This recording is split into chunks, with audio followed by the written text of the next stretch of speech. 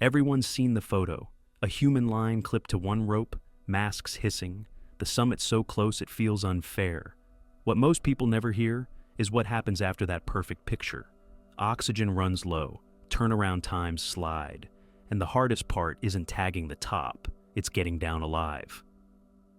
The tiny decisions that stack up at 8,000 meters until there's nothing left to trade.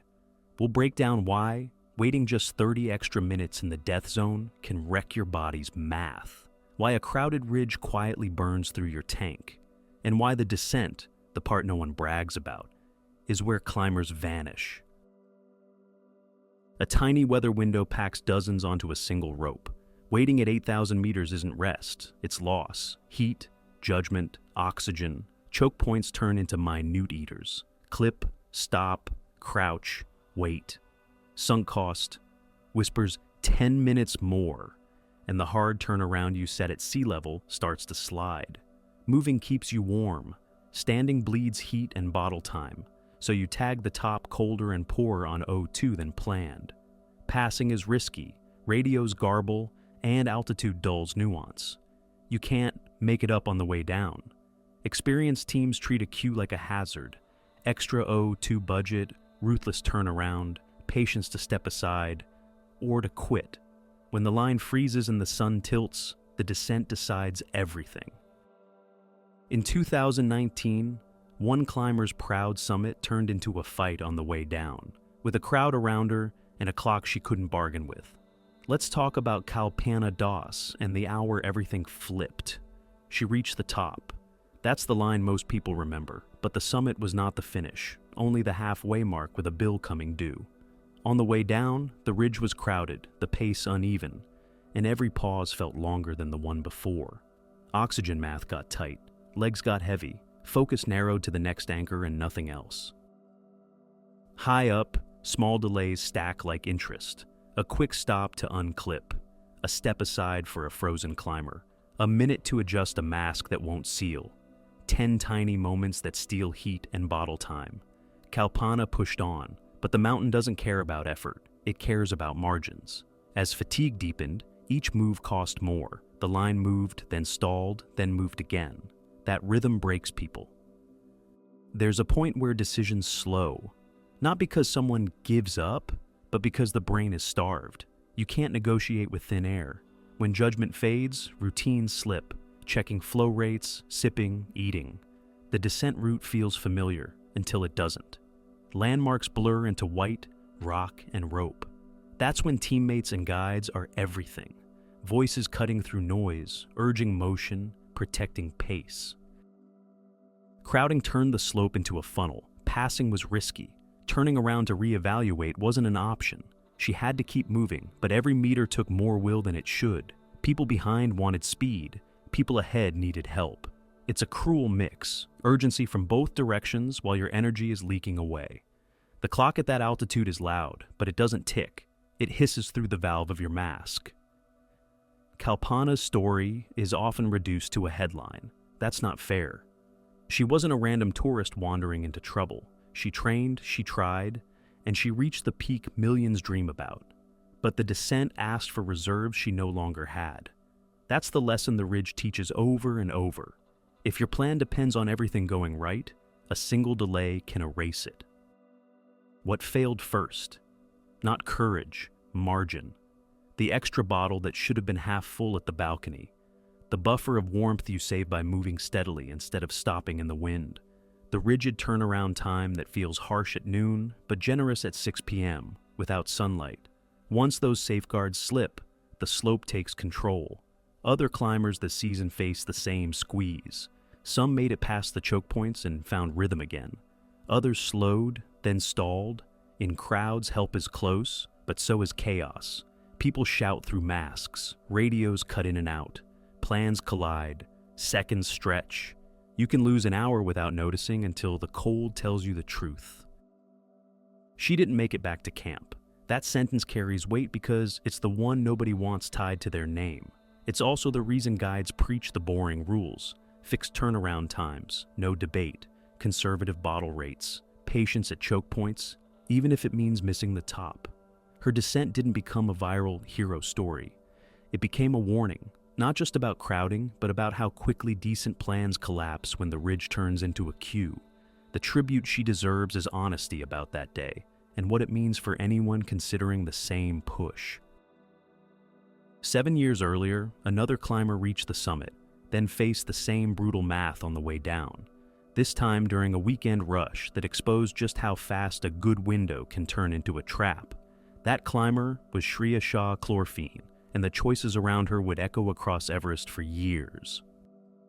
She was born in Nepal, built a life in Canada, and chased a dream that felt both personal and historic. Summit day came with a narrow window and a crowd hungry for the same moment. She made it. The flag photo happened, but the ridge was already changing character, and the descent would ask more than any celebration could repay. That weekend was supposed to be the window. Predictable winds, manageable cold. A schedule you could plan around. Instead, teams stacked onto the same fixed line. Progress turned into stutter steps. 5 paces, stop. 10 paces, stop. Every pause quietly taxed the numbers that matter most. Oxygen left, light left, warmth left. Shreya wasn't alone, and that made everything harder. In a queue, help is near, but so is delay. Passing isn't simple. Turning back isn't simple. Even a quick adjustment becomes a mini traffic event with a dozen people clipped to the same rope. If you entered the death zone with just enough oxygen to tag the top and glide home, the queue erased the glide. On the descent, fatigue deepened and timing slipped. Minutes leaked into the cold. The ridge demanded steady motion, but the line's rhythm was broken. Move, wait, shake, breathe, repeat. That pattern drains not only the body, but the will to force the next step. High on Everest, hesitation grows teeth. Her death became a touchstone because it bundled every modern risk into one story: crowding, thin margins, and a belief that determination alone could bridge the gap. She wasn't reckless. She was ambitious in a place that punishes any plan that depends on perfect timing. The mountain didn't need a storm to make the point. It used the calendar and a rope line. Teams later recovered her body, an outcome so rare at that altitude that it shocked even seasoned climbers. The effort underscored how extreme any rescue or retrieval is above 8,000 meters. Every attempt risks more lives. That's why so many remain where they fell, and why guides repeat the same cold mantra: prevention beats heroics. Shreya's weekend forced a blunt conversation, not just about who climbs, but about how they climb. It showed how a good weather window can lure too many teams into the same day, transforming a summit plan into a rolling hazard. It warned future climbers, especially newcomers, that the descent is longer, colder, and lonelier than every glossy poster suggests. The crowding and the queues didn't come from nowhere. Money, marketing, and the promise that Everest can be managed turned the highest ridge on Earth into a product. Next, we pull back the curtain on how the mountain got sold and why that sales pitch can cost lives. Everest didn't get riskier by accident. It got popular. Slick brochures promise comfort at base camp, personal Sherpa ratios, oxygen on demand. Money buys support, not immunity. Packages can hide thin prep behind good logistics. When teams stack for the same window, even premium service bottlenecks into one rope. Budget outfits add another layer. Fewer guides, slower pace, tighter oxygen plans.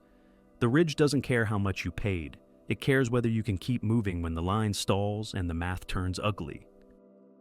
Rules tried to catch up with reality. Tougher criteria surfaced. Prove real altitude experience, climb a big peak first, go with qualified leaders. Supporters say it filters out the unready and thins the queue. Critics argue experience isn't only Nepali and that blanket rules punish smart climbers from elsewhere. Both sides miss one truth. Paperwork doesn't bend physics. Permits can trim crowds. They can't fix a stalled rope at 8,600 meters or a bottle running dry at the wrong anchor. Everest doesn't need a storm to beat you. It needs minutes. Every delay is colder hands, slower brain, faster drain. The death zone turns tiny tasks into traps. a mask that won't seal, a glove that won't slip back on, a carabiner that sticks. Turnaround times aren't motivational quotes. They're preloaded decisions for the moment your judgment fades. Miss them, and the descent stretches into night, when the ridge hardens and your body negotiates every step like a debt it can't pay. When things go wrong high up, help isn't just hard. It's dangerous for everyone who tries. People ask why bodies remain, because moving a climber at 8,000 meters risks more lives than most are willing to spend. Rare retrievals happen, but they're exceptions measured in hazard, not hero points. Viral posts simplify blame, the mountain doesn't. Sometimes it's not neglect or malice. It's distance, cold, and a line that won't move. The real lesson sits earlier. Build margin, protect pace, enforce the clock. That quiet discipline prevents the tragedies that internet arguments try to explain after the fact. And about that near 8,400-meter decision, an elite guide turned a client around within sight of the summit because the queue stalled and their oxygen reserve dropped below the red line. They descended past people still going up. Hours later, wind rose and the line barely crawled. The client was angry the night, grateful the next week. That's the rule the best never break. This isn't a verdict on ambition. It's a verdict on margins. Kalpana's descent, Shriya's weekend, and every crowded season point to the same pattern. The mountain punishes hesitation, hype, and plans that rely on perfect timing. Money helps until the rope stops. Permits help until the window shrinks. What keeps people alive is boring and brutal. Conservative oxygen, hard turnaround, steady pace, and the nerve to quit a winning hand when the numbers slip. If your success depends on a queue moving fast enough, you don't have a plan, you have a wish. Everest doesn't grant wishes, it collects them.